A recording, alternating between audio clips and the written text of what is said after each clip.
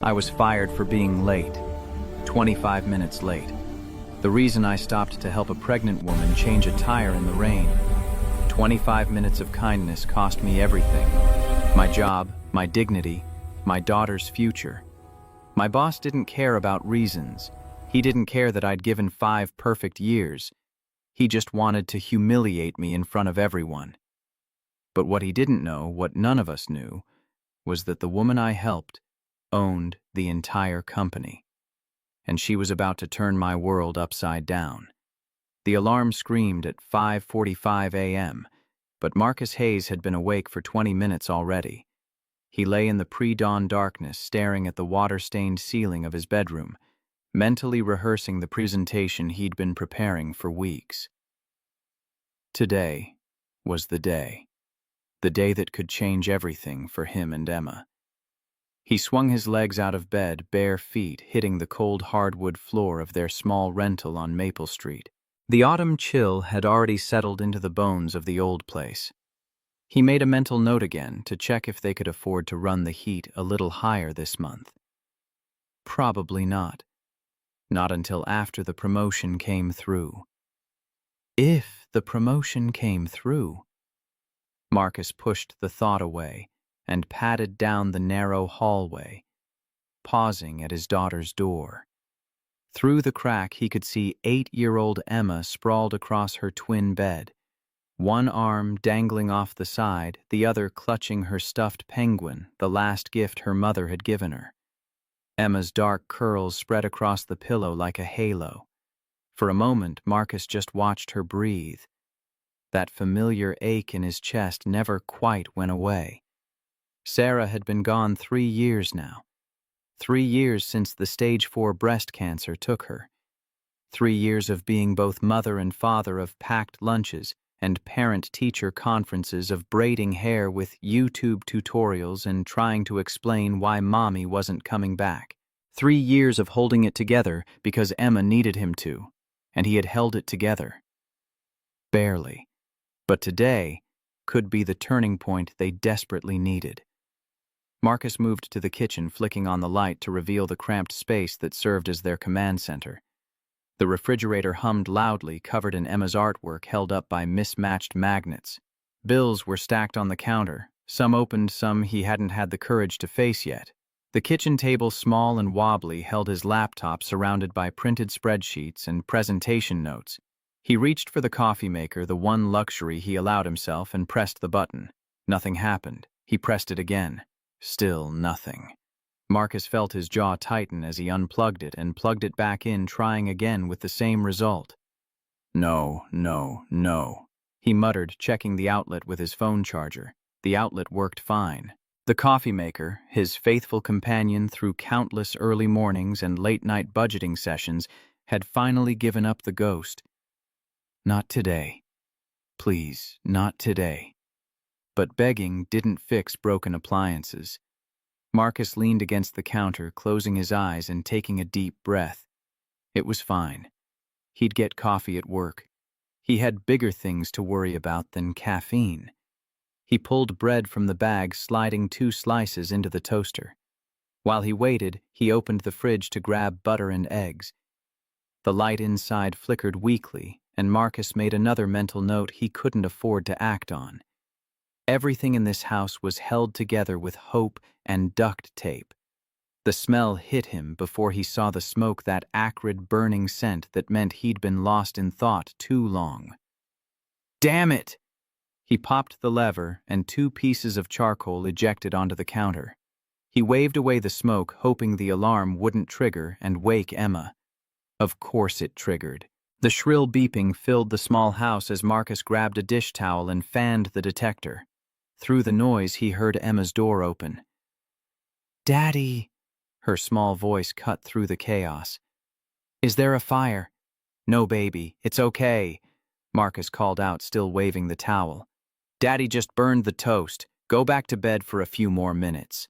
But she was already padding into the kitchen in her princess nightgown, rubbing sleep from her eyes. "It's really smoky." "I know, sweetheart. I'm sorry."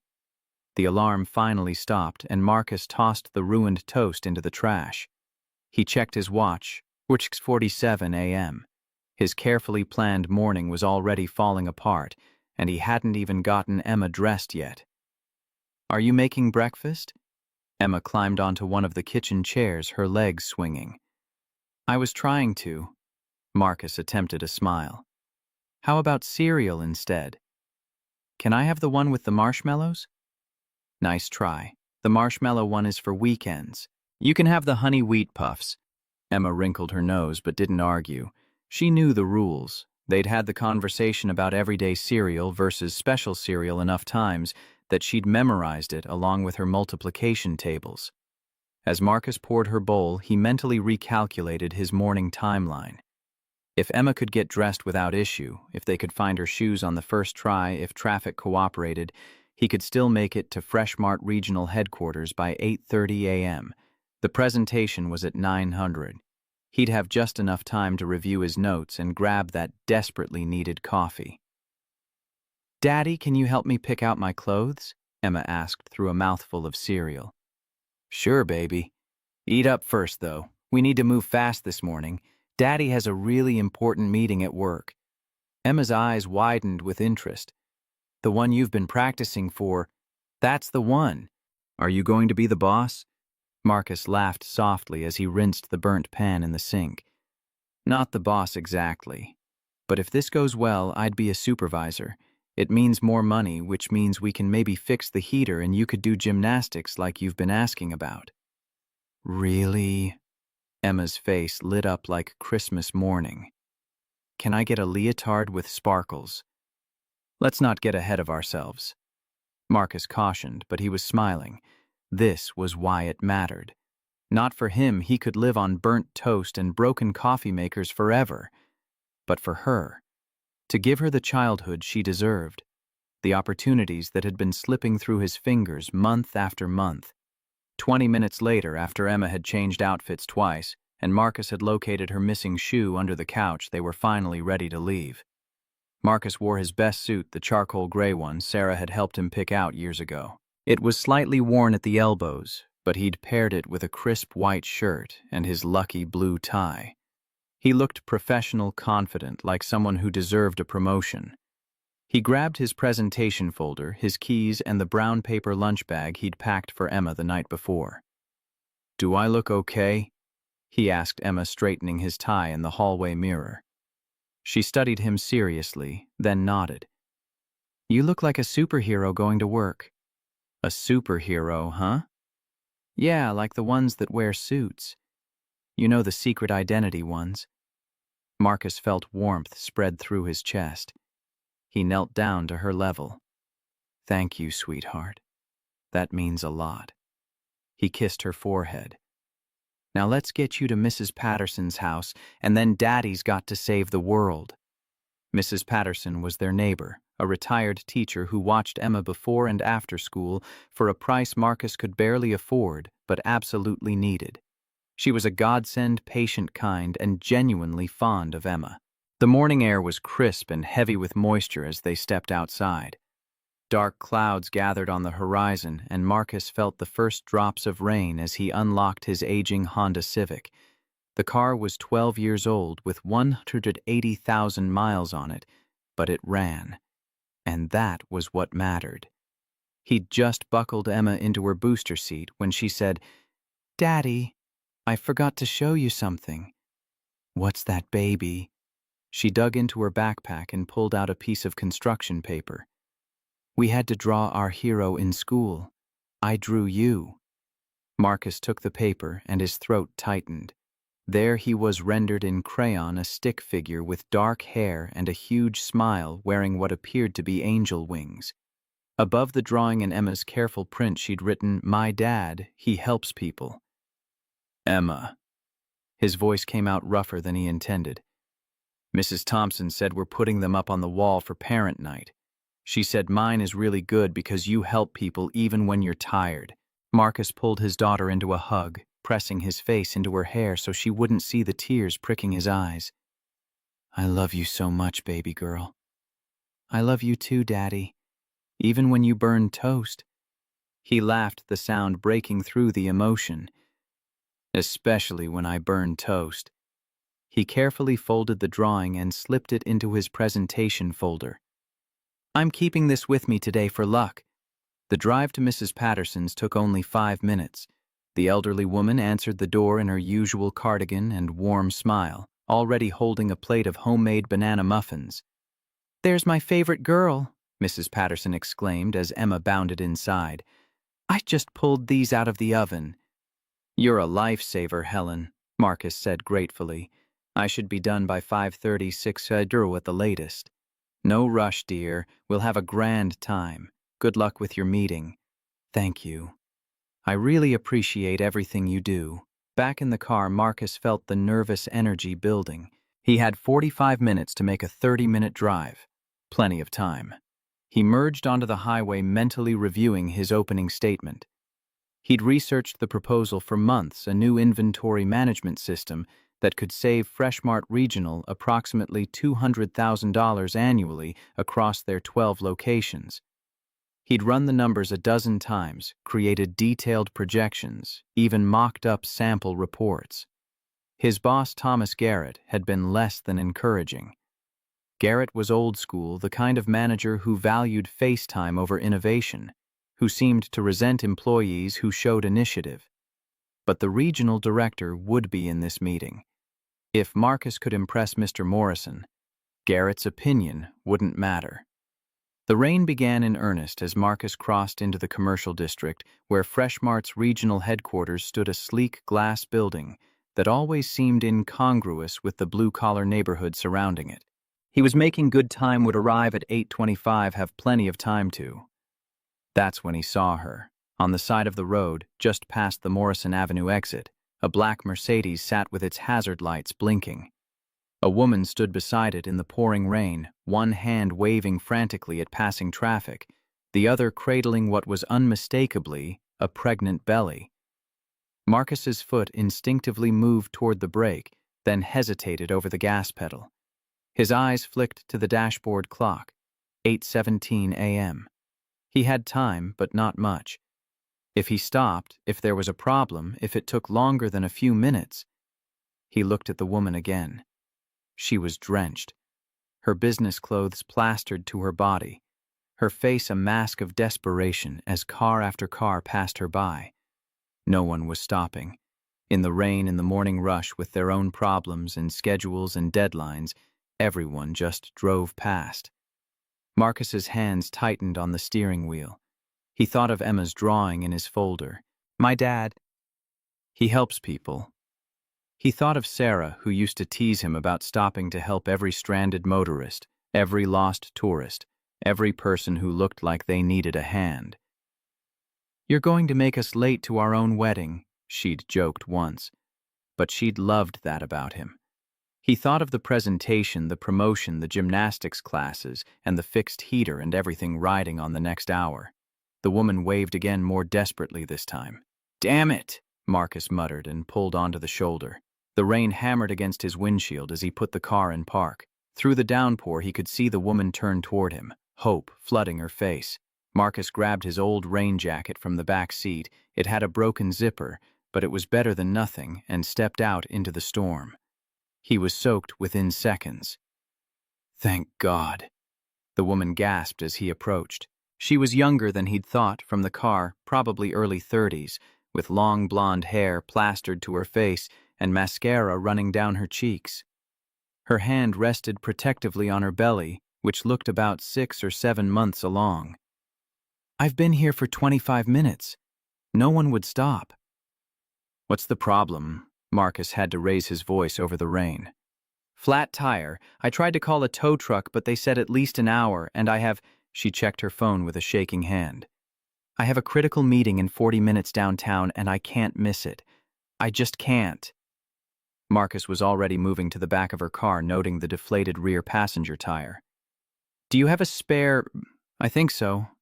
I don't know how to change it. That's okay. I do. Marcus checked his watch, 8:19. If he worked fast, really fast, he could still make it. Pop your trunk. The woman did, and Marcus found a spare tire kit that looked like it had never been used. He pulled out the jack and the spare, his suit jacket already ruined, his white shirt transparent with rain. He didn't care.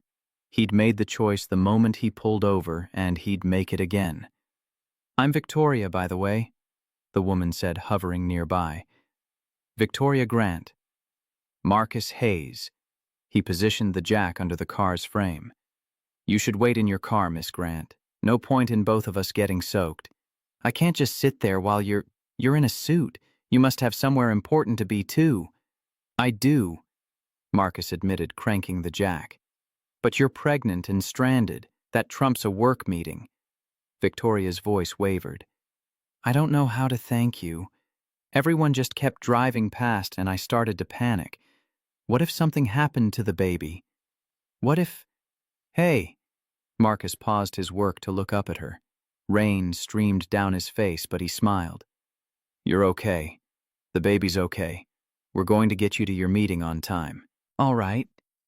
She nodded, tears mixing with the rain on her face. "You're a good person." Marcus returned to the tire, removing the lug nuts with practiced efficiency. The rain made everything harder. The wrench kept slipping. His fingers were numb, and he could barely see what he was doing through the downpour. But he'd changed dozens of tires in his life. This was just one more. "Do you have kids?" Victoria asked, still standing in the rain despite his suggestion. "A daughter, Emma, 8 years old. She's lucky to have you." "I'm the lucky one," Marcus said, wrestling the flat tire off. He checked his watch again, 8:31. His stomach dropped. Even if he left right now, even if he broke every speed limit, he'd be late. "Is your husband or partner around? Someone who could pick you up?" "No husband, no partner, just me and this little one." Victoria's hand moved over her belly again. "I know people think I should have waited, done things in the right order, but I wanted this baby. I chose this." Marcus threaded the lug nuts back on, tightening them in a star pattern the way his father had taught him 30 years ago. "You don't have to explain your life to me. The only right order is the one that works for you." Victoria was quiet for a moment. "Not everyone sees it that way, especially in business, especially when you're a woman." "Then they're idiots," Marcus said simply. "Any company worth working for would see that being a parent, any kind of parent, makes you stronger, not weaker. It gives you something real to work for." The tire was on. Marcus lowered the jack and tossed the flat into her trunk, his presentation time ticking away with each passing second. 9. He was officially late. Even if he left right this second, even if there were no traffic lights, no slow drivers, no obstacles between here and the office, he couldn't make it. The promotion was slipping through his fingers like the rain soaking through his clothes. But Victoria was safe. Her baby was safe. She could make her meeting. "All set," Marcus said, closing her trunk. "Drive carefully. The spare isn't meant for the high speeds. Get to a tire shop when you can." Victoria grabbed his arm. "Please let me pay you. I can Venmo you or—" "No payment needed." Marcus was already backing toward his car. "Just pay it forward someday. Help someone else when they need it." "Wait. At least take my card." Victoria fumbled in her purse, pulled out a business card that was soaked through and pressed it into his hand. "Please, I want to thank you properly. Call me." Marcus glanced at the card, too wet to read, and shoved it in his jacket pocket. "Take care of yourself, and that baby Victoria." He ran back to his Honda, threw himself into the driver's seat, and checked the clock. 8:42 a.m. The meeting started in 18 minutes. The drive would take at least 20, possibly more in this weather. Marcus pulled onto the highway, his hands shaking now from cold, from adrenaline, from the dawning realization of what he'd just done. He'd sacrificed his shot at the promotion for a stranger. He'd put someone else's crisis above his own dreams, his daughter's needs, their future. Sarah would have been proud, but would Emma understand when they couldn't afford gymnastics, when they had to choose between fixing the heater and buying winter clothes? when Daddy had to explain that good deeds didn't pay the bills. His phone rang through the car's Bluetooth. Garrett. Marcus's jaw clenched. He considered not answering, but that would only make things worse. He pressed the button on his steering wheel. Hayes, where the hell are you? I'm 10 minutes out, sir. I had an emergency. The meeting starts in 15 minutes. Mr. Morrison is already here. I know, and I'm so sorry, but there was a woman stranded on the highway. She was pregnant, and I don't care if the president was stranded on the highway, Hayes. You were supposed to be here. Marcus felt anger flash through his chest. Sir. With all due respect, I'm doing everything I can to get there. I'll be there by 9:15 at the latest. The presentation is solid. I just need 9:15. Hayes, your slot is at 9:00. You think Morrison is going to wait around for you? You think your little inventory project is the only thing on his agenda? Can we push it back? No, we cannot push it back. Garrett's voice dropped to something dangerous. You know what? Don't even bother coming in. You just made your priorities crystal clear, and this company isn't one of them. The words hit Marcus like a physical blow. Mr. Garrett, please, I'm literally pulling into the parking lot right now. He wasn't, but he was close. I can present at 9:15 or later or tomorrow. Just give me a chance to... You had your chance. You blew it. We'll discuss your future here when you arrive. If you arrive. The line went dead. Marcus's hands were white-knuckled on the steering wheel. The rain blurred everything outside the other cars, the highway signs, the world itself dissolving into gray water. He felt something rising in his throat, something that might have been a scream or a sob, or both. But he swallowed it down. He always swallowed it down because he was Marcus Hayes' single-father survivor, the man who held it together. No matter what, he made it to the Fresh Mart lot at 8:54, 6 minutes before the meeting, which would have been plenty of time if he hadn't been soaking wet and disheveled. Marcus sat in his car for a moment staring at his reflection in the rearview mirror. His hair was plastered to his head, his shirt was transparent, his tie hung limp and pathetic. He looked like he'd swam to work. He looked like exactly what he was, a desperate man who'd made a choice and would now pay the price. Marcus grabbed his presentation folder, thank God it had been in the car, not on him, and ran through the rain to the building entrance. His shoes squished with every step, leaving wet footprints on the polished lobby floor. The receptionist's eyes widened as he passed. Mr. Hayes, where's the meeting? Conference room B. But he took the stairs 2 at a time, his breath coming in gasps. Second floor down the hall, past the break room and the accounting department. Conference room B. He could see it through the glass walls, a long table with a dozen people seated around it, including Thomas Garrett at the head and an older man in an expensive suit who had to be Mr. Morrison. Someone else was standing now, presenting their own proposal, their chance, their opportunity. Marcus pushed through the door at exactly 9:01 a.m. Every head turned. The conversation died. Marcus stood there, dripping onto the carpet, holding his folder like a shield. Sorry I'm late, he began. I had an emergency. Hayes. Garrett's voice could have frozen the rain outside. Step outside. Now. Sir, I can explain. Outside. Now. The other people in the room wouldn't meet Marcus's eyes. They all suddenly found their notepads fascinating, their coffee cups requiring urgent attention. Only Mr. Morrison looked at him directly, his expression unreadable. Marcus felt his face burning as he backed out of the conference room. Garrett followed, closing the door behind them with deliberate care. Sir, there was a pregnant woman stranded in the rain. I don't want to hear it, Hayes. Her tire was flat and no one was stopping, and you couldn't just show up on time for the most important meeting of your career. You couldn't just do your job. Marcus's hands tightened on his folder. My job.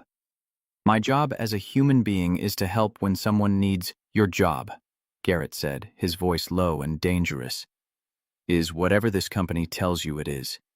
Your job is to be here on time, ready to work, not playing Good Samaritan on the highway. She was pregnant and alone, and you were late. Again. Marcus felt his stomach drop. Again, I've never been late. Not once in 5 years.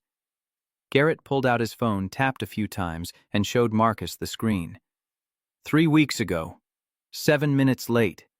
Marcus remembered. My daughter was sick. I had to take her to Mrs. Patterson's and she threw up in the car and I had to clean. I don't care about your excuses, Hayes. I care about results. I care about commitment. I care about employees who put this company first. Above my daughter, above someone who needed help. Yes. Garrett's voice rose, echoing in the empty hallway. Yes, above everything else, because that's what it means to be a professional. That's what it means to deserve a promotion. He paused, crossing his arms. And clearly, you don't have what it takes. Marcus felt something break inside him, something that had been cracking for 3 years since Sarah died, since he'd been trying to be everything to everyone and failing at all of it.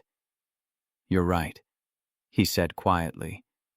I don't have what it takes to be the kind of person who drives past someone in trouble. I don't have what it takes to put a meeting ahead of someone's safety.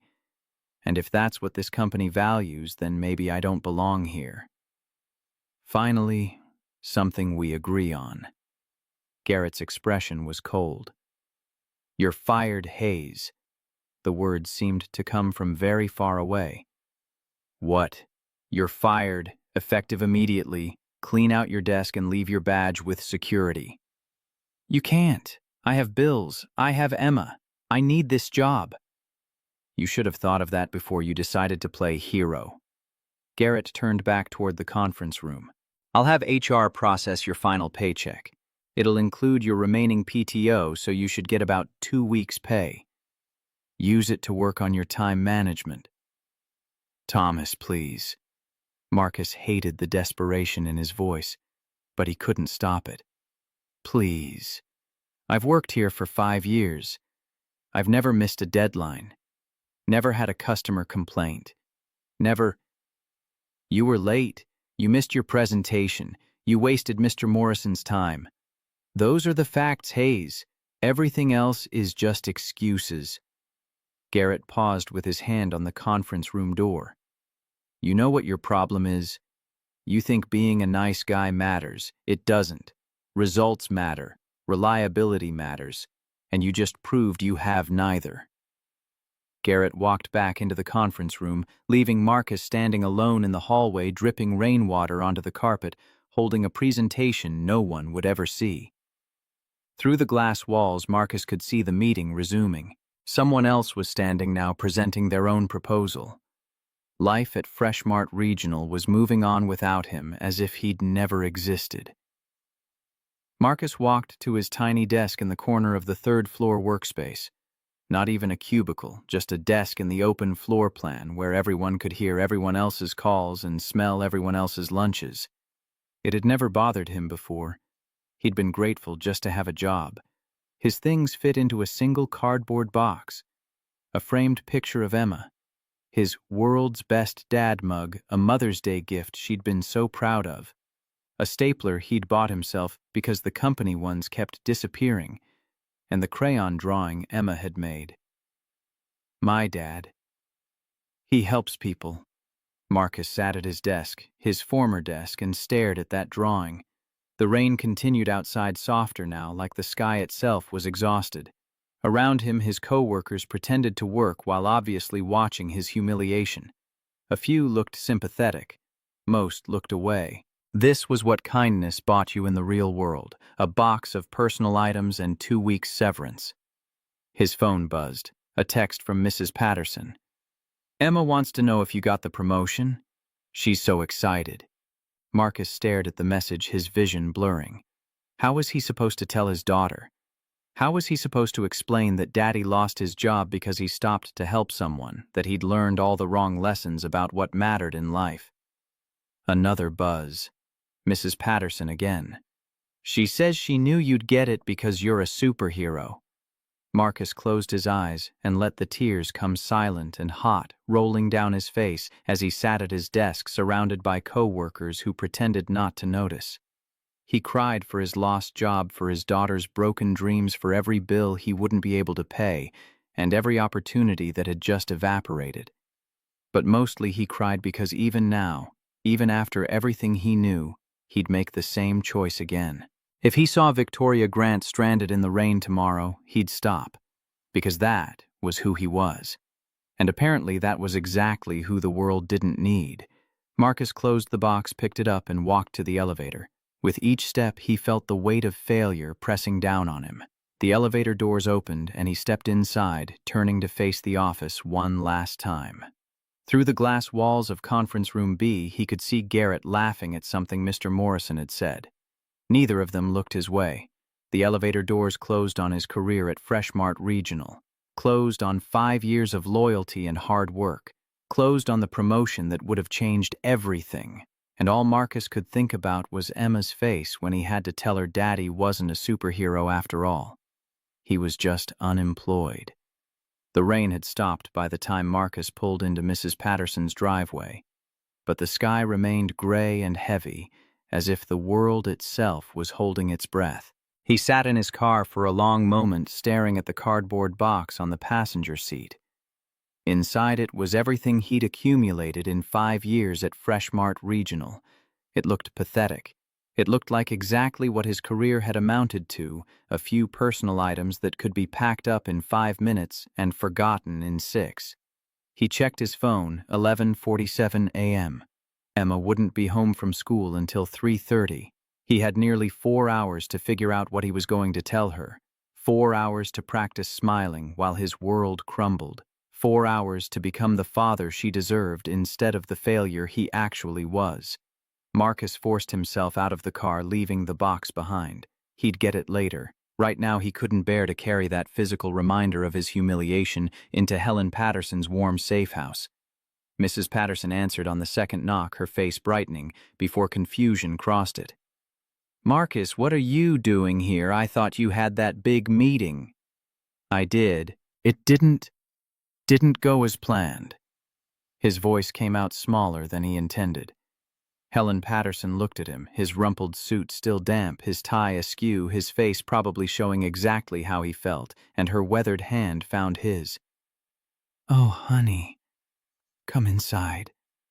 "I can't stay long," Marcus heard himself say, but he followed her into the cozy living room anyway, sinking onto her floral couch as if all the strings holding him upright had been cut.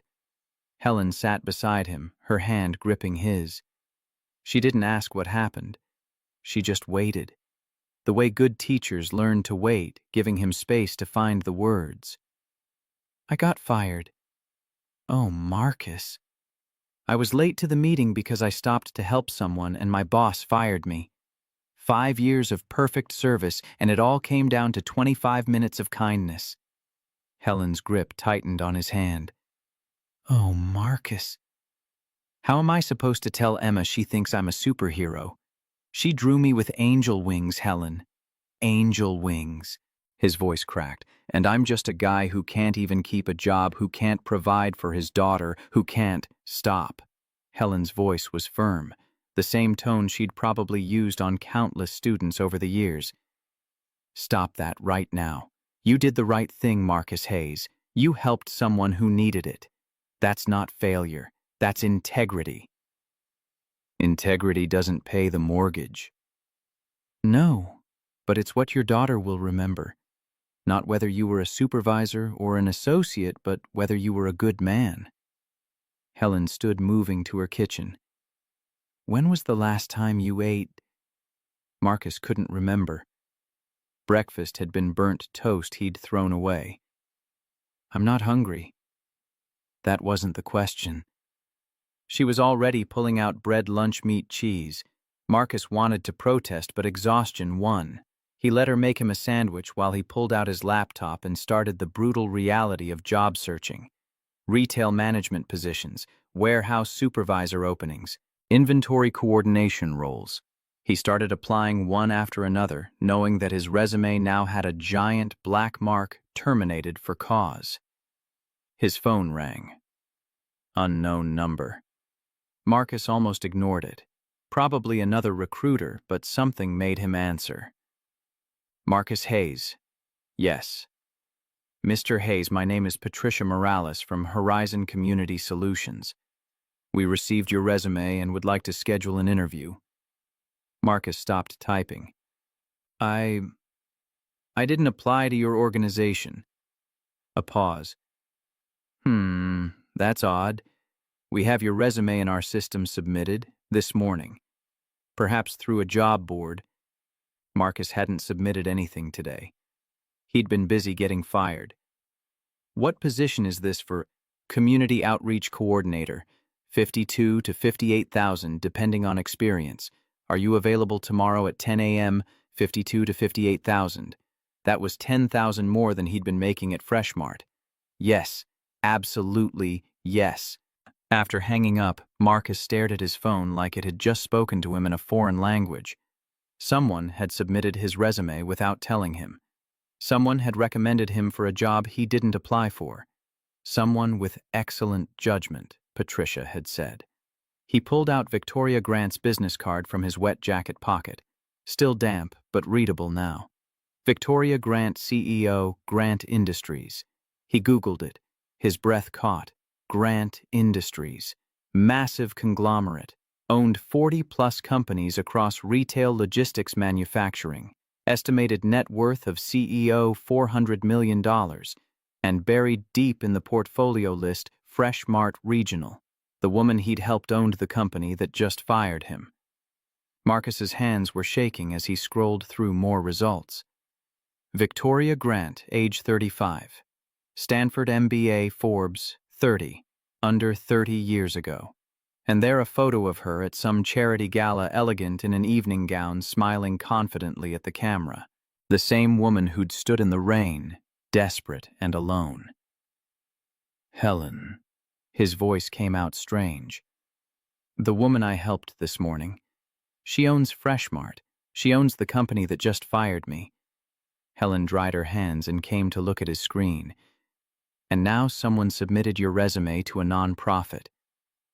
It has to be her. But why? She doesn't owe me anything. Maybe, Helen said gently, she disagrees. Marcus felt a complicated tangle of emotions, hope, fear, skepticism, gratitude, all knotted together. Should he call Victoria? Thank her. Ask why. He looked at the clock. 12:30. Emma would be home in 3 hours. He had an interview tomorrow with a job he didn't apply for, arranged by a woman he barely knew, offering a salary that could actually change their lives. This morning, he'd been fired. Now he had a chance at something better. It didn't make sense. The universe didn't work like that. Did it?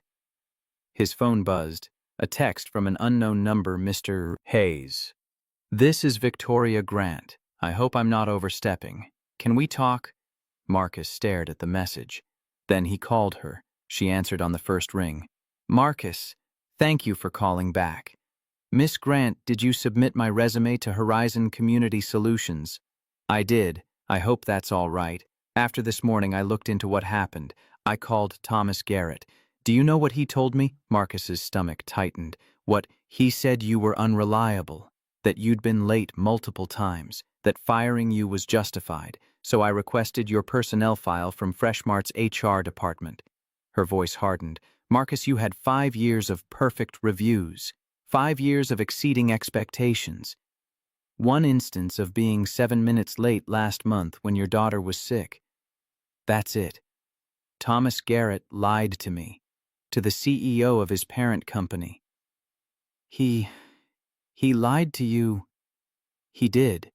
And I don't tolerate dishonesty in my organizations. So yes, I called Patricia Morales. She's a friend and someone I trust completely. I told her about you.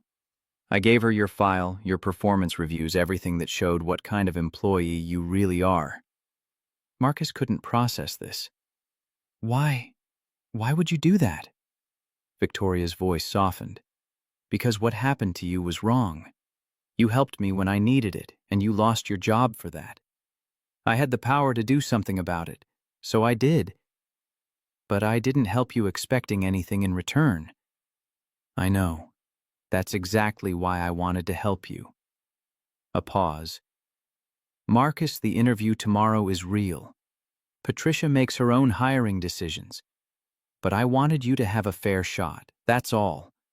What you do with it is up to you. After they hung up, Marcus sat very still. Helen was watching him with knowing eyes. The universe works in mysterious ways, she said quietly. Marcus picked up Emma from school that afternoon with a smile he didn't have to force. When she bounced out in a flood of other third graders, her backpack nearly as big as she was, her whole face lit up. Daddy, did you get it? Did you get the promotion? Marcus knelt to her level, helping with her seatbelt. The meeting didn't go the way I planned, sweetheart. But I have another opportunity. A different job, actually. I have an interview tomorrow. Emma processed this with the seriousness of someone weighing a major life decision. Will you still be able to come to my school play? Of course I will. Nothing would make me miss your school play. Okay. She brightened immediately, moving past disappointment to the next thing. Can we get ice cream? Marcus checked his mental budget. He had $43 in cash, enough to last until his final paycheck hit. Ice cream would cost maybe $8 for both of them. Could he afford it? Technically no, but could he afford to say no to Emma right now? Sure, baby. Ice cream sounds perfect. They went to Scoops and Smiles, the local shop, where Emma always ordered mint chocolate chip, and Marcus always got coffee flavor. They sat at their usual table by the window, and Marcus watched his daughter attack her cone with single-minded focus. And then Marcus said his dad could beat up anybody's dad. And I said, my dad has angel wings. And he said, dads don't have wings. And I said, mine does. Marcus smiled, despite everything. Emma, I'm not actually a superhero, you know. I'm just a regular dad who tries his best. She looked at him with those huge brown eyes. That's what makes you a superhero, Daddy. You try your best even when things are hard. Marcus had to look away, focusing on his coffee ice cream that he could barely taste. That evening, after Emma was asleep, Marcus sat at the kitchen table with his laptop and the beer he probably shouldn't have spent money on. He researched Horizon Community Solutions obsessively. The organization was impressive, a nonprofit focused on improving community services, connecting resources with needs, developing sustainable programs for underserved populations. Their website showed smiling faces of people they'd helped, testimonials from partner organizations, and a mission statement that actually seemed to mean something. It was the kind of place Sarah would have loved. Around 9 p.m., Helen called.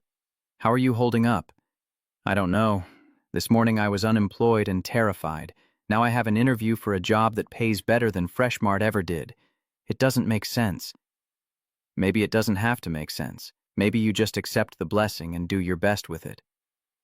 Marcus wanted to believe that, but years of struggling had taught him to be suspicious of things that seemed too good to be true. The next morning, Marcus arrived at Horizon Community Solutions 30 minutes early. The building was in a renovated, historic district, the third-floor office bright and welcoming. Photos of community projects covered the walls. A garden initiative, a literacy program, job training for formerly incarcerated individuals. The receptionist smiled warmly. Marcus Hayes, Dr. Morales is expecting you. Can I get you some water or coffee? Water would be great. Thank you. He sat in the waiting area, studying the photos more carefully. These were the kinds of programs Sarah had dreamed about supporting, the kind of work that actually changed lives instead of just maximizing profits. Mr. Hayes, Patricia Morales was younger than he'd expected, maybe late 40s, with sharp eyes and a warm smile. Thank you for coming in on such short notice. Let's talk in my office. Her office was organized chaos files and charts and photos of success stories covering every surface. A window overlooked the street below. Patricia gestured to a chair across from her desk and sat with a folder Marcus recognized as his resume. "I'll be honest with you, Marcus. May I call you Marcus?" He nodded. "We don't usually do things this way. Normally, we have a formal application process, multiple interview rounds, the whole 9 yards. But sometimes exceptional circumstances call for exceptional measures." She leaned forward. "Tell me what happened yesterday morning before you came to work." Marcus's stomach tightened. "You know about that. I know Victoria Grant recommended you. I know you have a spotless record at Freshmart until yesterday. And I know there's a story here. So tell me what happened." So Marcus did. He told her about the rain, about Victoria stranded with her flat tire, about the choice between his meeting and someone else's crisis. He told her about changing the tire in his suit, about arriving late, about getting fired. He kept his voice level professional, but he couldn't quite keep the bitterness out when he described Garrett telling him that kindness didn't matter. When he finished, Patricia was quiet for a long moment. Then she opened her desk drawer and pulled out a piece of paper, a crayon drawing of a stick figure with angel wings and the words, "My dad, he helps people." Marcus's breath caught. "Where did you get that?" "From someone who thinks very highly of you. Someone who witnessed exactly the kind of character we need in this organization." Patricia slid the drawing across the desk. "This is what we hire for Marcus. Not just skills or experience, though you have plenty of both, but values. The ability to see another person in need and choose to help even when it costs you something." "But I don't have the qualifications," Marcus insisted, even as hope bloomed treacherously in his chest. "I've never done nonprofit work. I don't have a degree in social services or community development or whatever this requires." "You have something better. You have empathy, organizational skills, and a track record of reliability. Your former employer may not have valued those things, but we do." Patricia pulled out a job description. "The position is Community Outreach Coordinator. You'd be launching a new program called Pathways Forward Job Training and Placement for Underemployed Adults. $55,000 starting salary, full benefits, 3 weeks vacation." Marcus tried not to react. That was $13,000 more than Freshmart. "Before I offer you the position, I need to ask, how do you feel about Victoria's involvement? Some staff might perceive favoritism. How would you handle that?" Marcus thought carefully. "By doing excellent work, by proving I belong here, and by being transparent. If someone asks how I got the interview, I'll tell them the truth. Someone gave me a shot I wouldn't have gotten otherwise, and I'm grateful. But what happens next is up to me." Patricia studied him, expression unreadable. "Marcus, I'm going to be straight with you. When Victoria called me about you, my first instinct was to say no. I don't like board members involving themselves in hiring. It creates complications." Marcus's heart sank. "But then I looked at your employment record. 5 years perfect performance reviews, multiple commendations, 0 complaints. And you were fired for being late one time because you helped someone. That told me everything I needed to know about your priorities." She stood, extending her hand. "I'm offering you the job, but I need you to understand this isn't a favor to Victoria. This is me betting on your potential. Don't make me regret it." Marcus shook her hand, stunned. "I won't. I promise.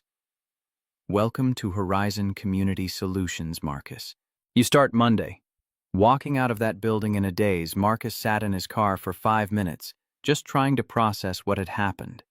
24 hours ago, he'd been fired. Now he had a better job than the one he'd lost, with better pay, with a better mission, with everything better. But how and why? And what would happen when the rest of the staff learned about his connection to Victoria? He called Helen. "I got it.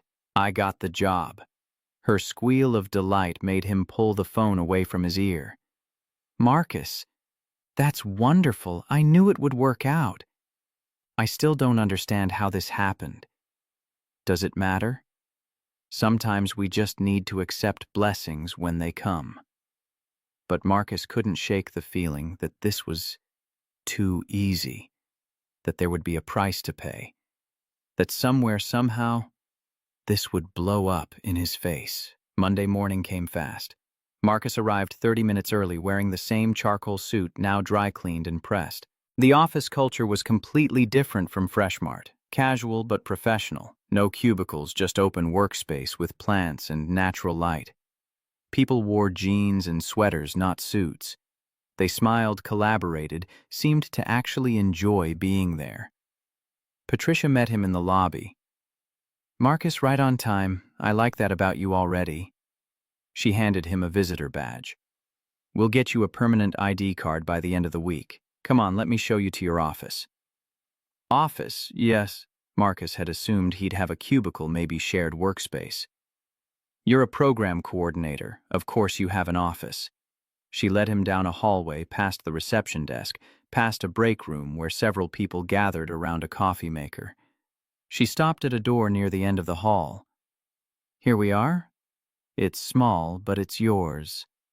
Small was an understatement.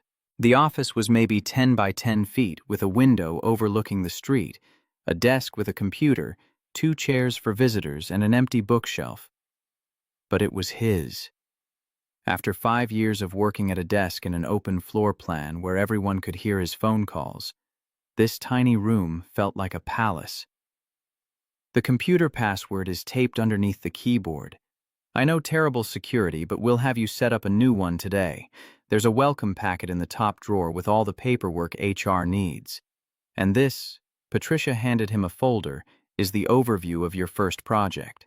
Marcus opened the folder and saw a proposal for a community initiative called Pathways Forward. The goal was to connect underemployed adults with training programs and employment opportunities. Budget $120,000 for the first year.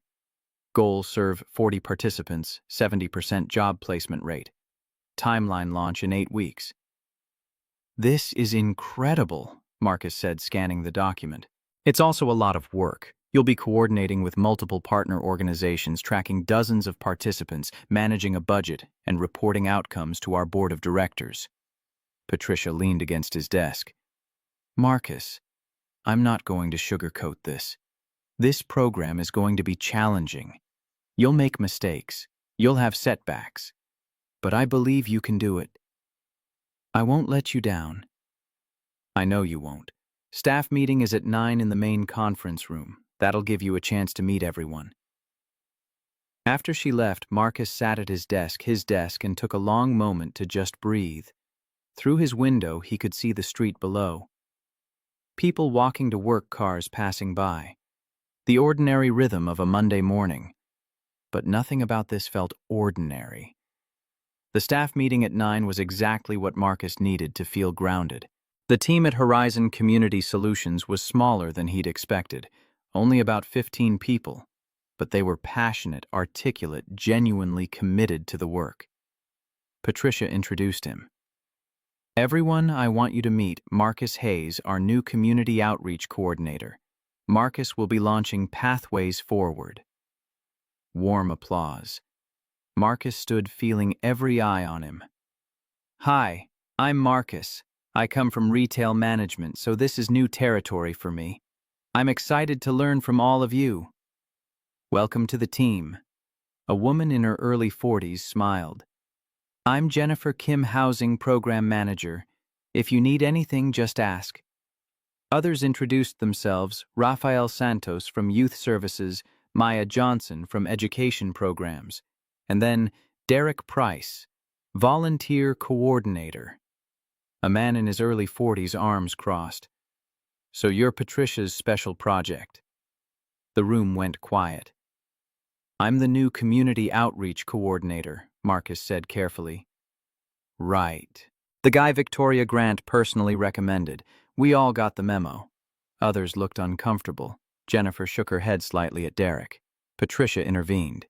"Derek, we'll discuss this later. Marcus, let's get you settled."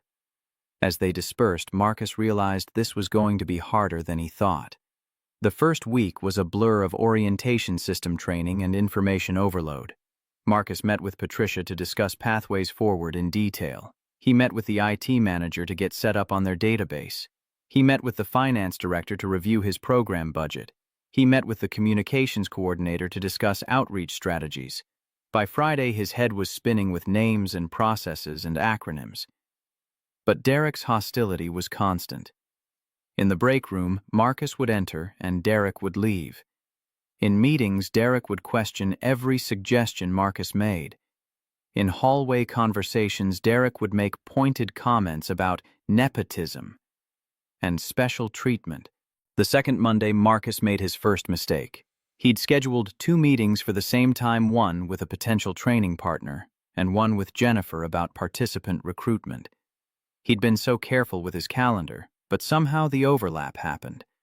Maya had pulled him into an impromptu conversation about space logistics, and he'd lost track of time. At 2:45, his phone rang. Patricia. Marcus, Ms. Washington from Portland Skills Center is here for your 2:30 meeting. His stomach dropped. Oh, God. I'm in a meeting with Jennifer. I thought that was at 3. I'm coming. He ran down the hallway, hair slightly mussed, breathing hard. Ms. Washington, a woman in her early 50s with a no-nonsense expression, stood in the reception area with Patricia. Ms. Washington, I'm deeply sorry. I mixed up my schedule and... We're on tight schedules here, Mr. Hayes. I don't have time for disorganization.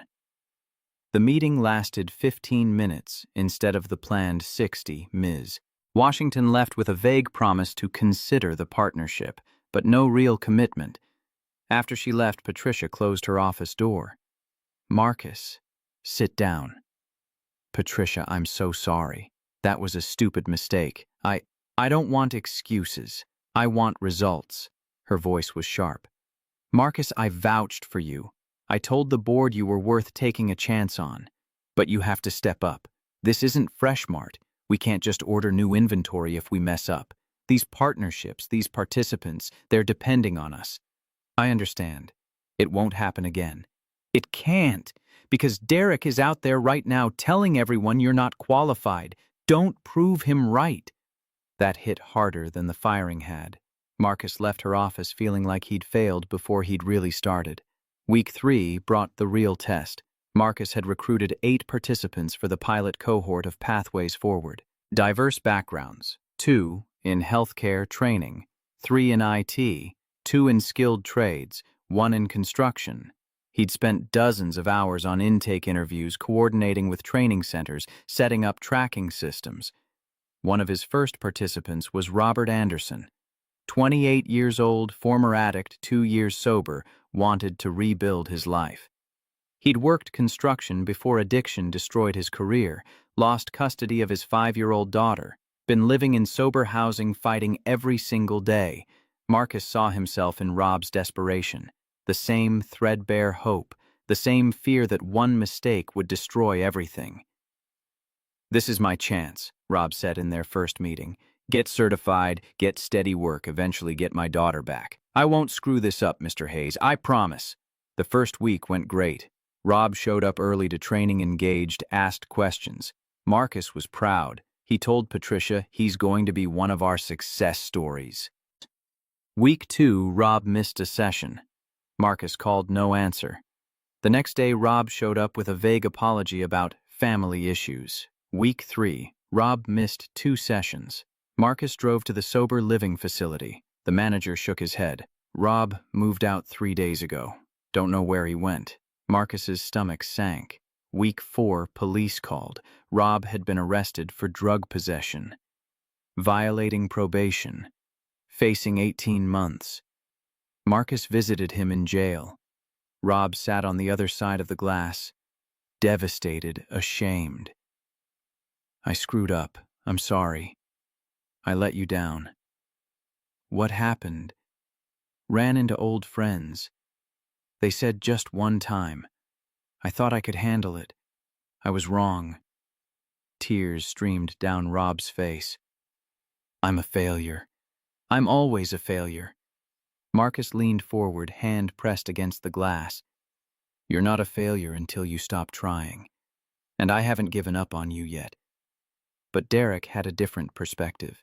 At the next staff meeting, after news of Rob spread, this is why these programs don't work. You can't save people who don't want to be saved. He wanted to be saved, Marcus shot back.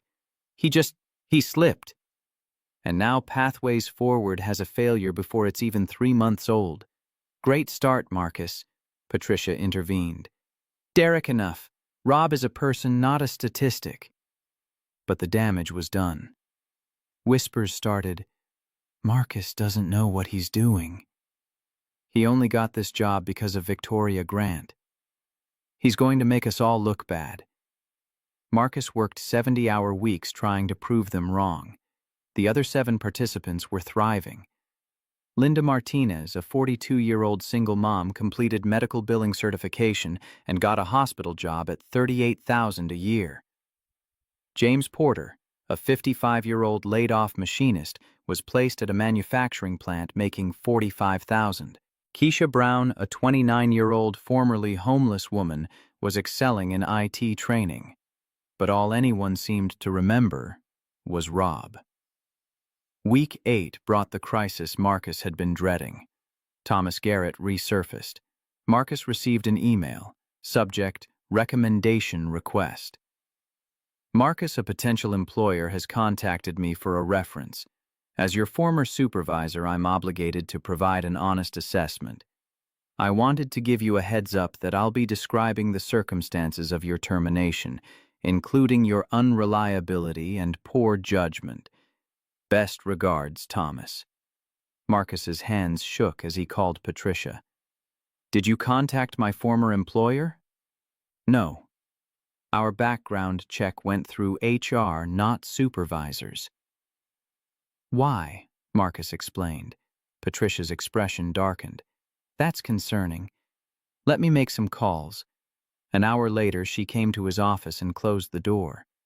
Marcus Thomas Garrett has been calling partner organizations in our network. 3 of them, telling them you were fired for cause that you're unreliable, that working with you is a risk. Can he do that? Technically, yes. He's not lying you were fired. He's just framing it to damage you. Patricia sat down. This is never going to stop, is it? He's going to follow you everywhere. Not if we get ahead of it. You need to control your narrative. That weekend, Marcus met with Victoria for the first time since the tire change. She'd suggested coffee at a place called The Mill on Morrison Avenue. When he arrived, she was already there, 8 months pregnant, now looking tired but focused. Marcus? She stood carefully. Thank you for meeting me. Thank you for everything. He sat across from her. I still don't understand why you did it. Because what happened to you was wrong, and I was in a position to do something about it. Victoria wrapped her hands around her coffee cup.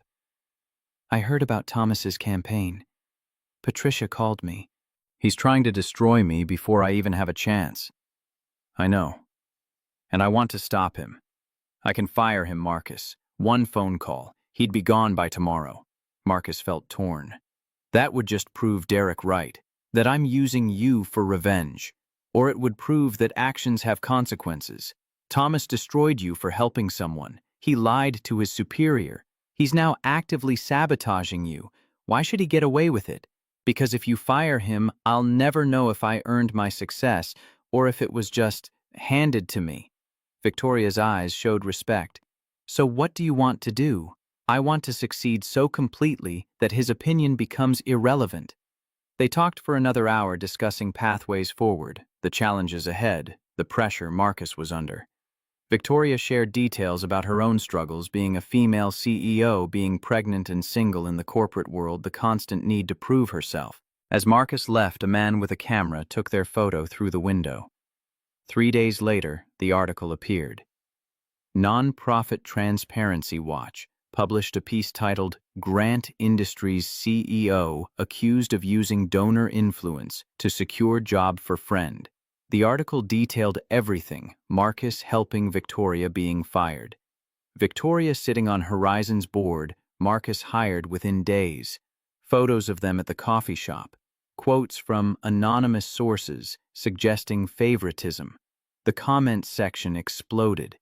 Social media picked it up. Local news covered it. Within 48 hours, Marcus Hayes was a minor controversy. Patricia called an emergency board meeting. Derek told co-workers, "See, I told you." Jennifer looked concerned. Raphael was supportive but quiet. Marcus read the comments on his phone while putting Emma to bed. She'd seen some kids at school talking about it. "Daddy, why are people being mean to you? Because they don't understand the whole story, baby." "Then tell them." Marcus smiled, despite everything. Emma made it sound so simple. The next morning, a reporter from the local NPR affiliate requested an interview. Patricia advised, "Be honest, tell your story, but be careful." Marcus agreed. The interview aired that evening. The reporter Jessica Torres was tough but fair. "Critics say you got this job because of your relationship with Victoria Grant." "I got the interview because of Victoria Grant. I got the job because Patricia Morales believed I could do it. There's a difference."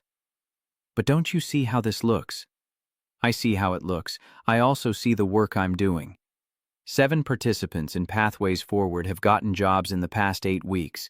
Real jobs with real benefits supporting real families. That's what matters to me. One participant, Robert Anderson, was arrested. Doesn't that prove the program isn't working? It proves the work is hard. Rob made a mistake. But he's human. We don't give up on people because they stumble. We help them get back up. The interview went viral, but reactions were split. Some people sympathized. Others remained critical. Thomas Garrett posted on LinkedIn, "Some people earn their success. Others have it handed to them." The post got 50,000 views. Marcus was reading it on his phone when Emma climbed into his lap. "Are you okay?" "I don't know, baby, but we're going to find out." Week 12 brought Patricia's ultimatum. "Marcus, the board is concerned. The publicity, Rob's arrest, Derek's complaints, it's adding up.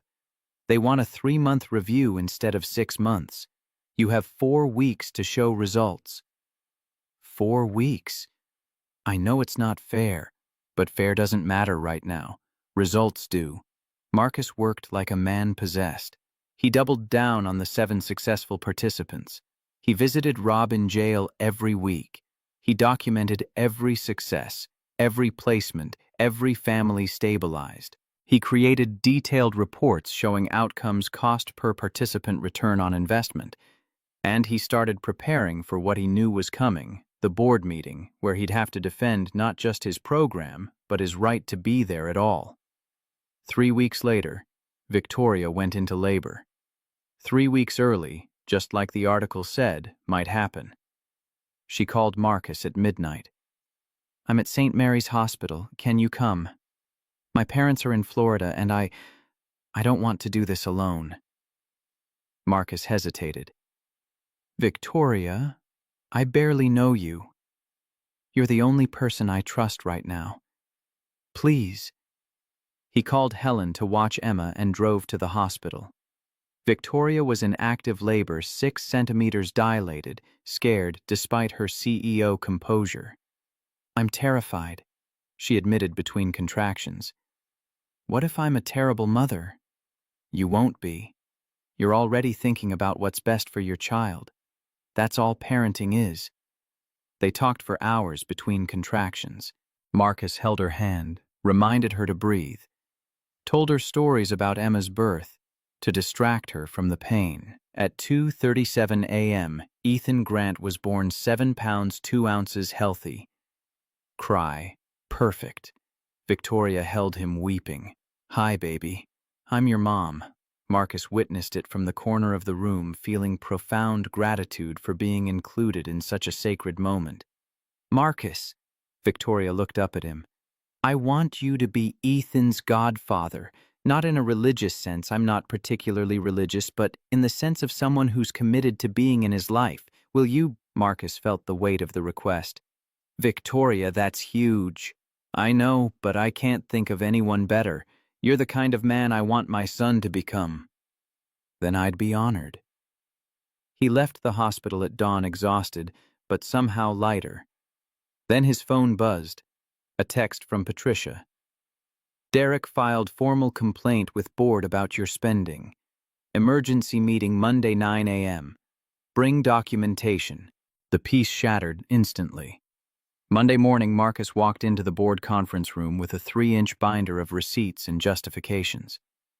Derek sat in the corner, arms crossed. Patricia looked stressed. 3 board members waited with stern expressions. Derek presented first. Marcus Hayes has exceeded program budget by 18% in 3 months. He's approved spending on non-essential items including gift cards, clothing vouchers, and emergency cash payments. This is financial mismanagement. The board reviewed his spreadsheet. Marcus felt sick. Marcus, can you explain these expenditures? Patricia asked. Every dollar I spent removed a barrier to employment. Marcus opened his binder. This $200 bus pass for Linda Martinez, her car broke down. Without it, she couldn't get to training. She's now employed earning $38,000 a year. That $200 was an investment that paid off. He went through each line item. Work boots for James Porter. Emergency housing fund for Keisha Brown. Each expense justified by outcomes. Derek countered, these are band-aids, not solutions. You're creating dependency. I'm creating opportunity, Marcus shot back. A board member spoke, but Derek is right about the budget. At this rate, you'll be over by 30% by year end. So we raise more money, or we adjust other line items, but we don't abandon people who are this close to stability. Victoria appeared on video call holding baby Ethan. I'd like to propose something. Grant Industries will provide a $50,000 emergency supplement to Pathways Forward's budget. This covers Marcus's overage and provides cushion for the next quarter. A board member frowned.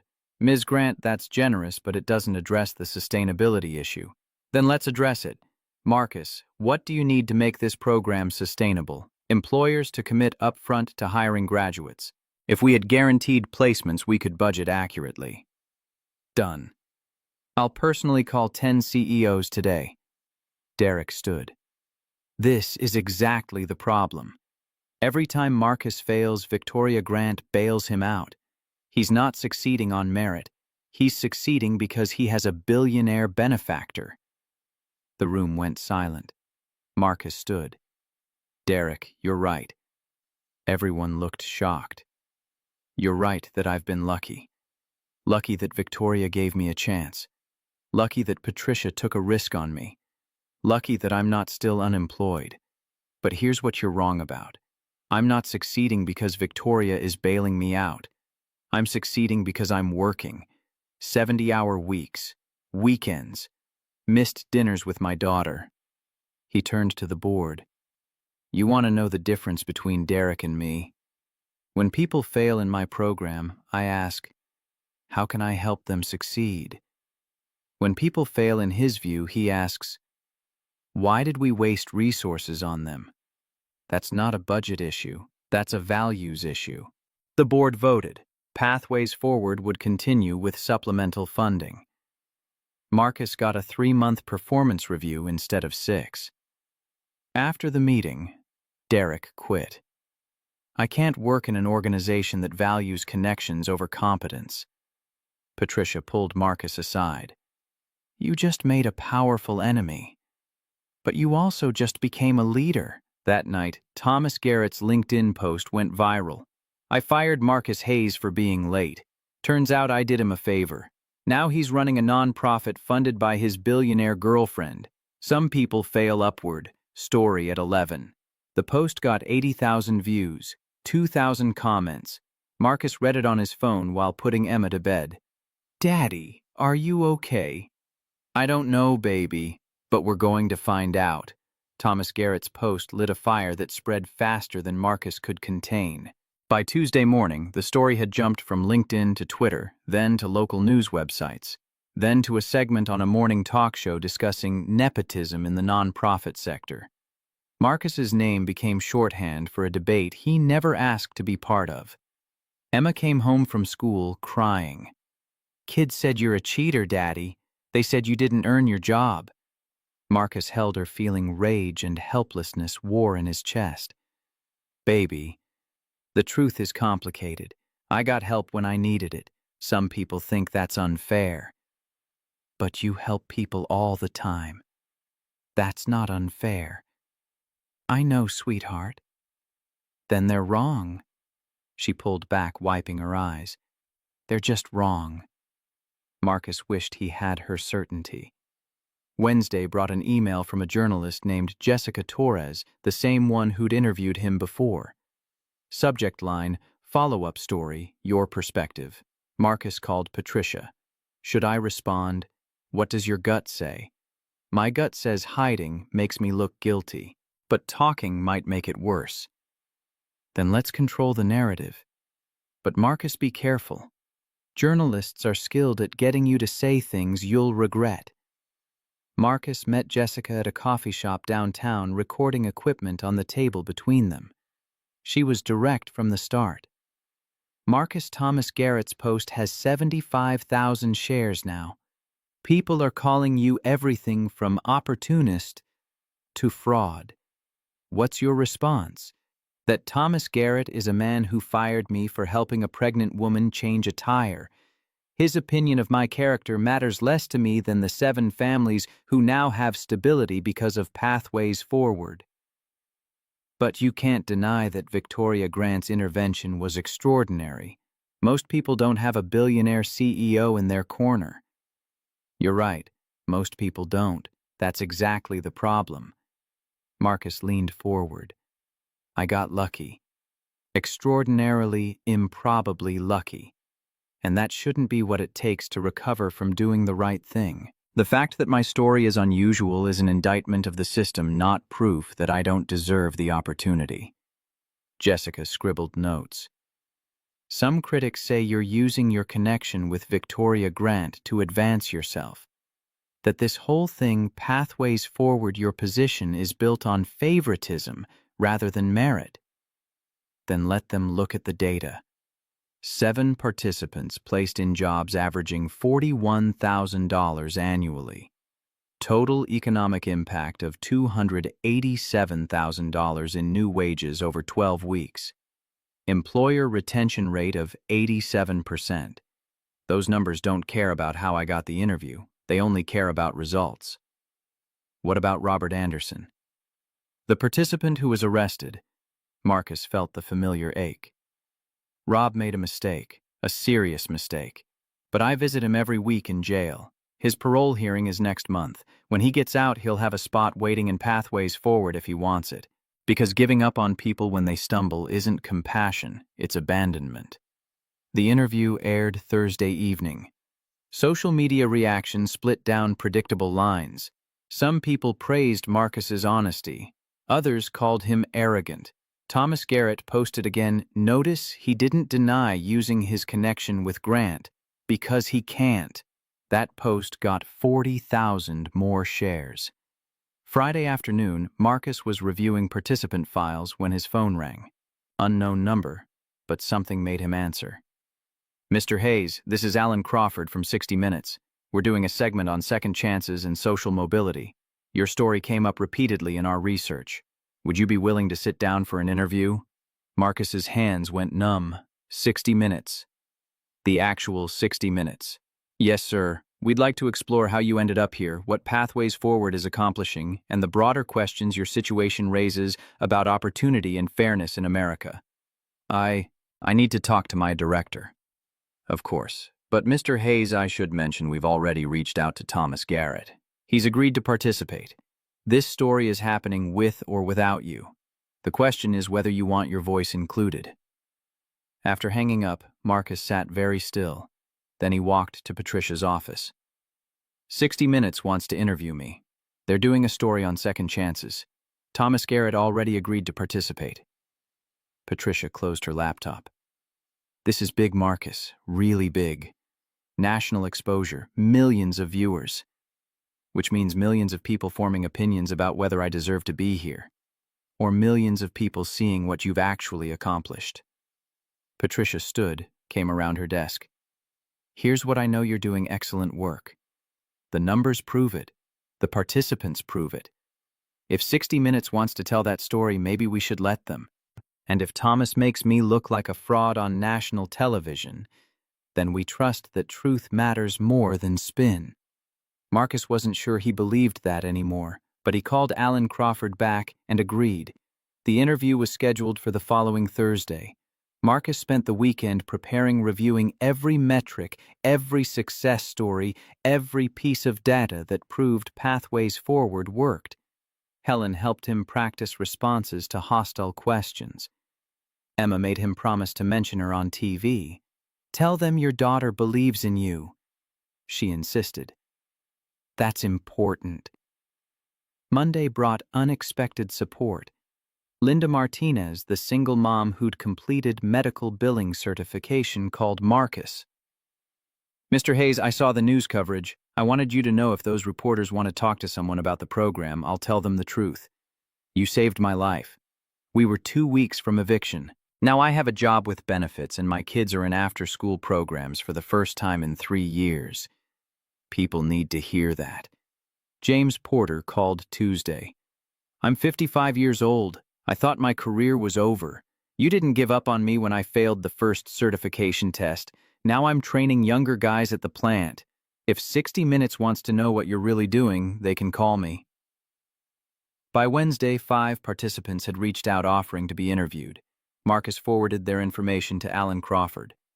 Thursday morning, the 60 Minutes crew arrived at Horizon Community Solutions. Lights, cameras, sound equipment filling the small office. Marcus sat across from Leslie Stahl, the actual Leslie Stahl, and tried to control his breathing. Marcus Hayes, 4 months ago you were fired from a retail job for being late. Today you're running a successful nonprofit program and at the center of a national debate about merit privilege and second chances. How did this happen? I stopped to help someone change a tire. That choice cost me everything I thought I had. But it gave me something I didn't know I needed: perspective. The woman you helped was Victoria Grant, CEO of Grant Industries, one of the wealthiest people in America. Critics say you leveraged that connection for personal gain. Critics are welcome to believe that, but here's what actually happened. I helped someone without knowing who she was. I got fired for it. She felt that was unjust and gave me a referral. Not a job, a referral. I still had to interview. I still had to prove myself. And for the past 4 months, I've been working 70-hour weeks to show I belong here. Your former boss, Thomas Garrett, claims you were habitually late, that firing you was justified. Thomas and I had a conversation recently. I asked him why he really fired me. Marcus paused. He told me I was a threat, that I was too well-liked, too competent, too likely to eventually take his position. So when I gave him justification being late one time, he took it. That's not about my reliability. That's about his insecurity. Leslie raised an eyebrow. That's quite an accusation. It's what he told me. I'm just repeating it. The interview continued for 90 minutes. They filmed at the Horizon office at a training center where Keisha was learning IT skills at James Porter's workplace, where he demonstrated his new role. They interviewed Linda Martinez, who broke down crying, describing how close her family had been to homelessness. And they interviewed Thomas Garrett, who sat in his apartment noticeably smaller than Marcus expected, and defended his decision. I had no choice. Marcus was late to the most important meeting of his career. That shows poor judgment. Yes, he helped someone, but adults have to prioritize. He chose wrong. Are you concerned that your LinkedIn posts have contributed to harassment of Mr. Hayes? Thomas's jaw tightened. I'm concerned that people are celebrating mediocrity. Marcus didn't earn that job. It was handed to him because he knew the right person. That's not success. That's luck. The segment aired 3 weeks later on a Sunday evening in early December. Marcus watched it at Helen's house with Emma barely breathing through the entire 23 minutes. They opened with footage of Marcus changing Victoria's tire in the rain, recreated but close enough to the truth. Then the firing. Then the interview with Patricia explaining the hiring process. Linda crying. James demonstrating his machining skills. Keisha talking about being homeless 6 months ago. And then Leslie Stahl's closing commentary. Marcus Hayes may have gotten lucky the day he helped Victoria Grant. But luck doesn't create 70% job placement rates. Luck doesn't turn around 7 families, it says. And perhaps the real question isn't whether Marcus Hayes deserved his second chance, but why second chances are so rare that his story seems exceptional. The segment ended with statistics. Since our interview, Pathways Forward has expanded to serve 15 participants. Grant Industries has committed $5 million over 5 years to replicate the model in other cities. And Robert Anderson was granted parole. His first day back in the program is next week. Marcus's phone exploded. Texts from colleagues, from participants, from people he hadn't spoken to in years. The Horizon Community Solutions website crashed from traffic. Patricia called, laughing and crying simultaneously. Marcus, we've gotten 250 applications to Pathways Forward in the past hour. 250. That's impossible. Check your email. NBC wants you on the Today Show. NPR wants an interview. 3 universities want you as a guest lecturer. This is really happening. Emma hugged him. I told you people would understand if you explained. Helen wiped her eyes. Sarah would be so proud. But Marcus felt strangely hollow. Yes, the coverage was positive. Yes, public opinion had shifted. But at the core of everything, he was still just a man who'd helped someone change a tire. The attention felt disproportionate to the action. Monday morning brought a surprise visitor. Thomas Garrett waiting in the Horizon lobby when Marcus arrived. Thomas. Marcus stopped. What are you doing here? I need to talk to you. Thomas looked older, tired. Can we sit somewhere? They went to a conference room. Marcus closed the door, uncertain what was coming. I saw the segment. Thomas's voice was rough. The whole thing, including what you said about our conversation. I told the truth. That's what you told me, that you fired me because you felt threatened. I know. And you know what? You were right. Thomas's hands shook slightly. I've spent the past 4 months watching you succeed while I've been sending out resumes and getting nowhere. 52 years old, fired from my last position, known in the industry as the guy who got caught lying to the CEO. My career is over. Marcus felt an unexpected pang of sympathy. Thomas, let me finish. I was wrong. About you, about that morning, about everything. You didn't deserve to be fired. You deserved exactly what happened, someone giving you a chance to show what you could do. And I destroyed that because I was scared and small and... He looked up, eyes red. I'm sorry, Marcus. I'm genuinely, deeply sorry. The apology hung between them. Marcus thought about anger, about revenge, about all the ways Thomas had tried to hurt him over the past months. And then he thought about Rob Anderson, about second chances, about the man he wanted to be versus the man his pain wanted him to become. I accept your apology, Marcus heard himself say. But Thomas, you need to understand, sorry doesn't undo the damage.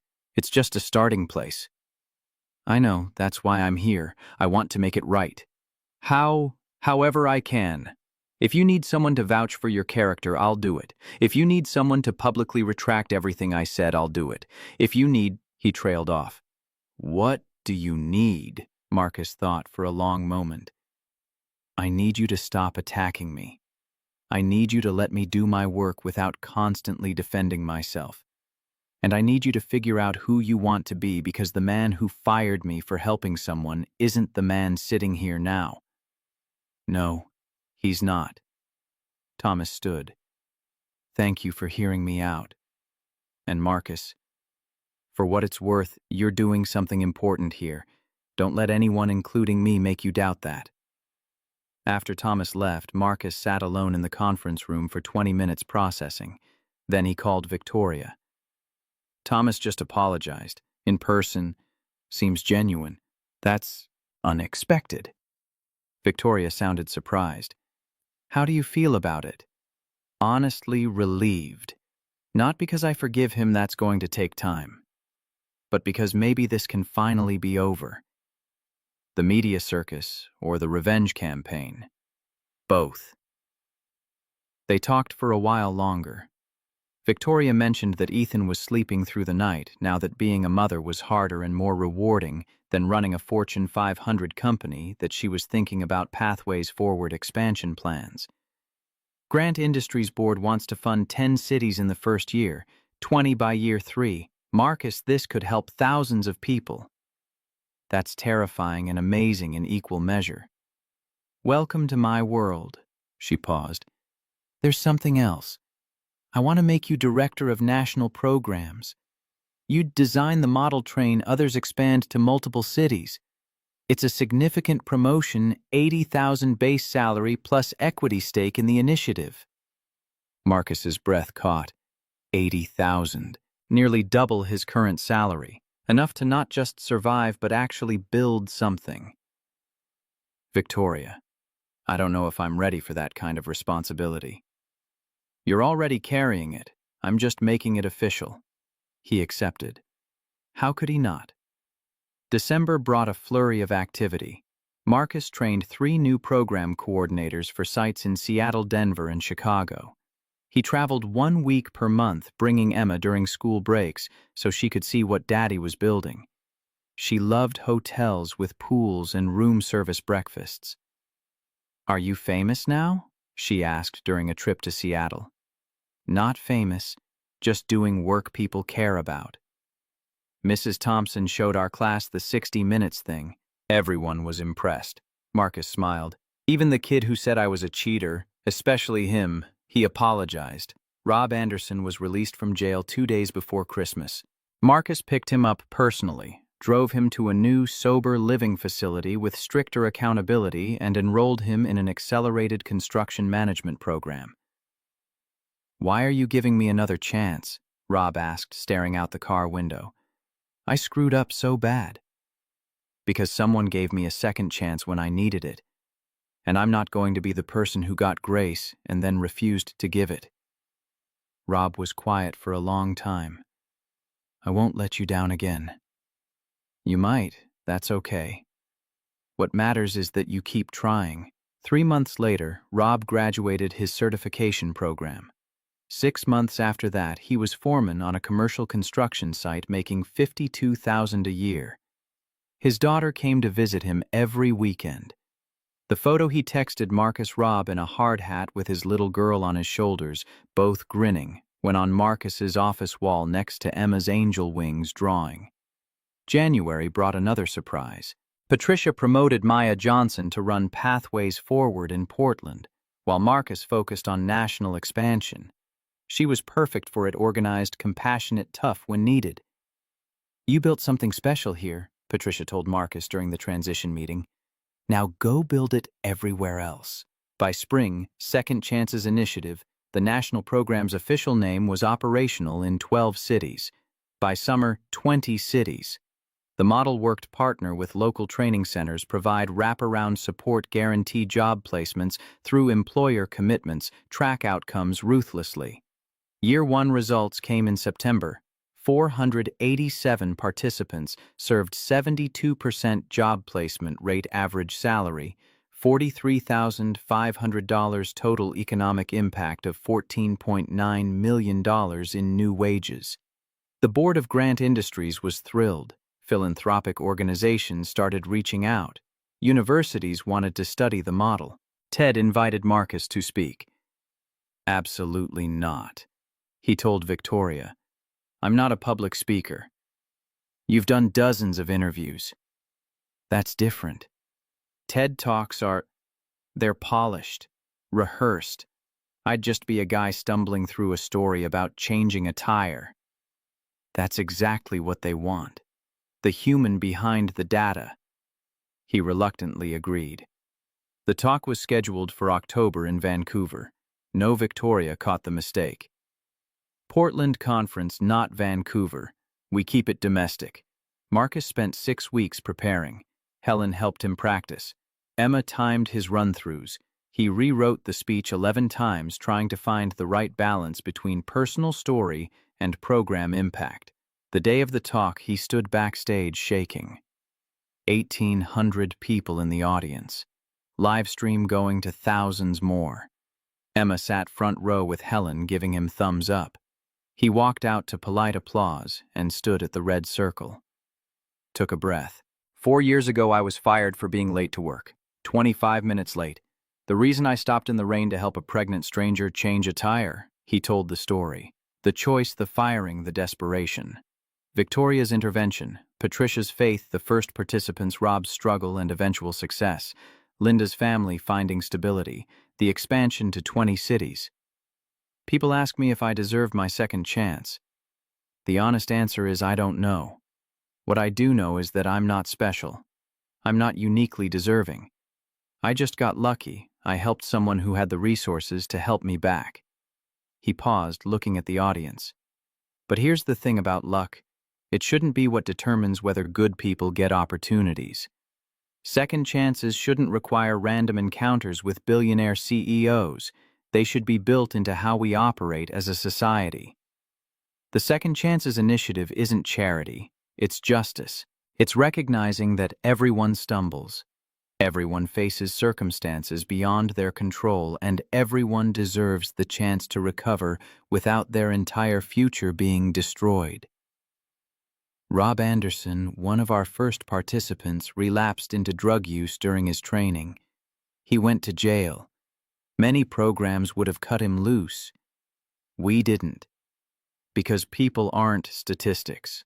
They're humans with complications and setbacks and potential. Rob is now a construction foreman making $52,000 a year with custody of his daughter. That's what second chances create. He finished 18 minutes later to a standing ovation. Emma was crying. Helen was crying. Marcus was crying and trying to pretend he wasn't. Backstage, his phone exploded with messages. One stood out from Thomas Garrett. That was incredible. You've built something Sarah would be proud of. Hell, I'm proud of you. Marcus stared at the message for a long time, then replied, Thank you. That means more than you know, more than... November brought the 1-year anniversary of the tire change. Marcus marked it by visiting Victoria and Ethan at their house, a surprise invitation. I wanted you to see something. Victoria led him to her home office. On the wall was a framed photo Marcus in the rain changing her tire taken by someone driving past. She'd tracked down the photographer. I look at this every morning, she said quietly. It reminds me that the most important decisions we make are the ones nobody sees. You didn't stop to help me because anyone was watching. You stopped because it was right.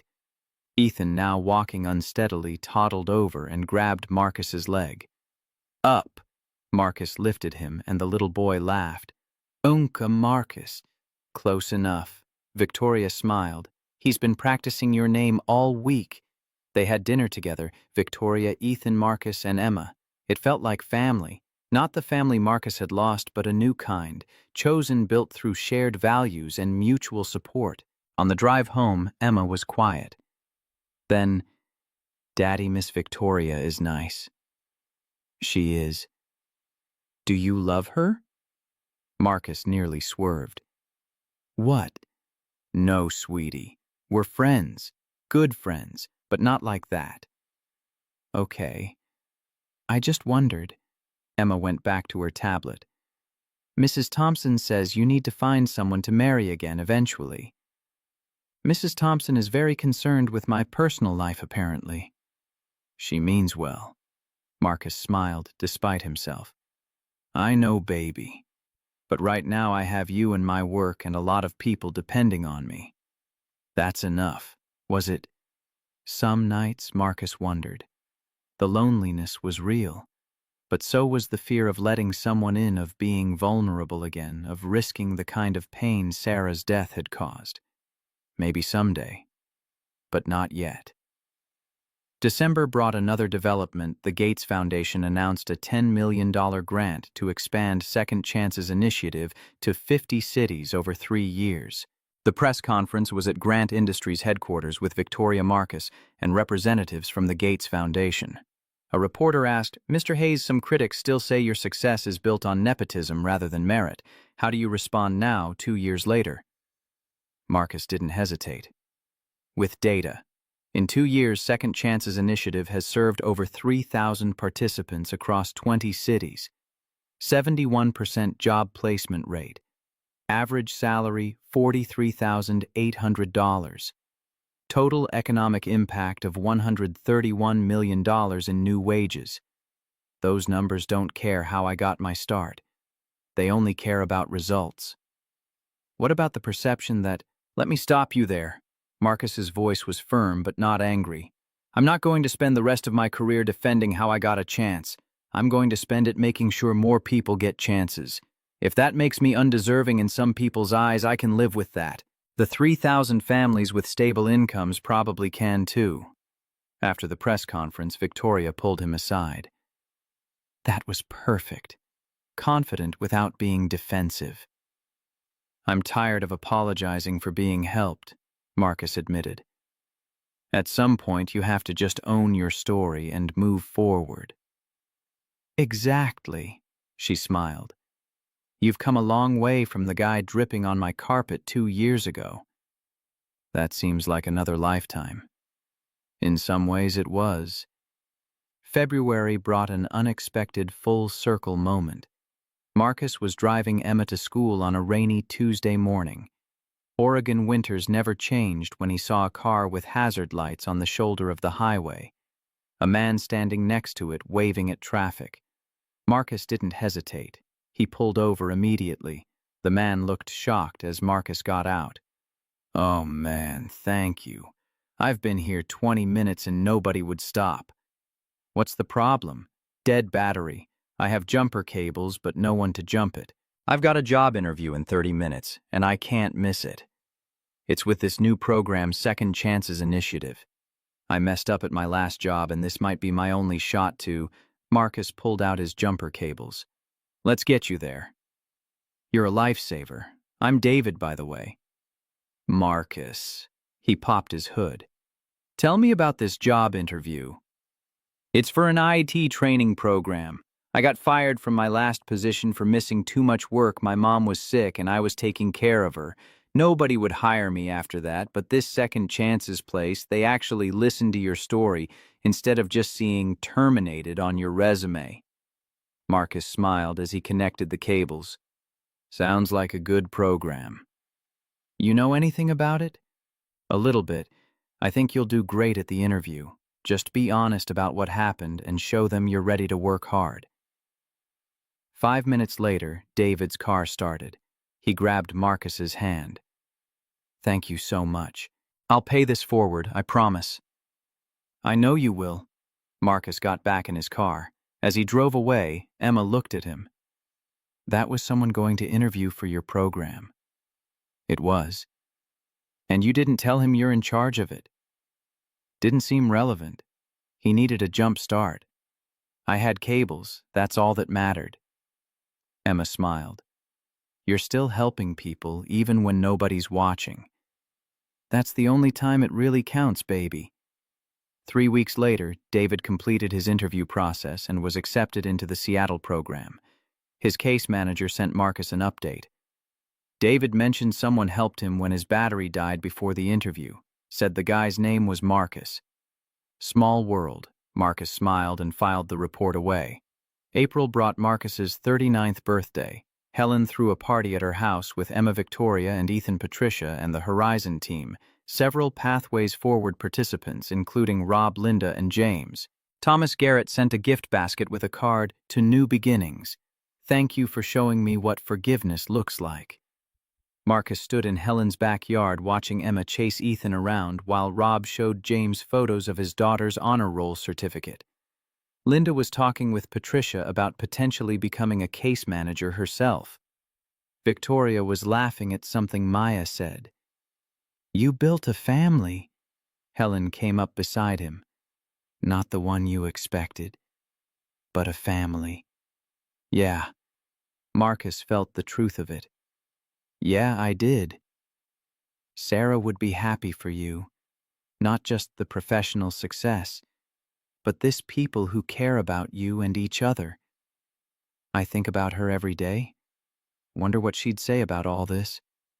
She'd say you're exactly who she always knew you were, a man who helps people, even when it costs him everything, especially then.